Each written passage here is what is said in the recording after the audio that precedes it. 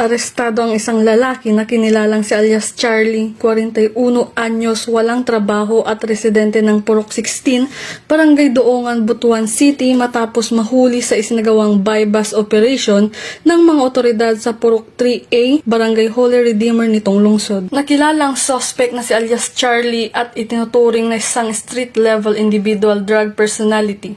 Sa operasyon, nakumpiska mula sa kanya ang tinatayang 1 gramo ng hinihinalang shabu na nagkakahalaga ng humigit kumulang 6,800 pesos at ang 500 mark money na ginamit sa bypass. Matagumpay ang operasyon na pinangunahan ni Police Captain Moises Macalolot ng Station Drug Enforcement Unit kasama ang mga tauhan ng Butuan City Police Station 2. Sa ngayon, nakakulong ang suspect sa detention facility ng Butuan City Police Station 2 at nahaharap sa kasong paglabag sa Republic Act 9165 o Comprehensive Dangerous Drugs Act of 2002. Ang masigasig na kampanya ng pulisya laban sa iligal na droga ay mahalaga upang mapanatili ang kapayapaan at maiwasan ang kriminalidad. Bawat operasyon ay nagiging simbolo ng pangangalaga sa kalusugan, seguridad at kinabukasan ng mamamayan tungo sa maayos at ligtas na bagong Pilipinas.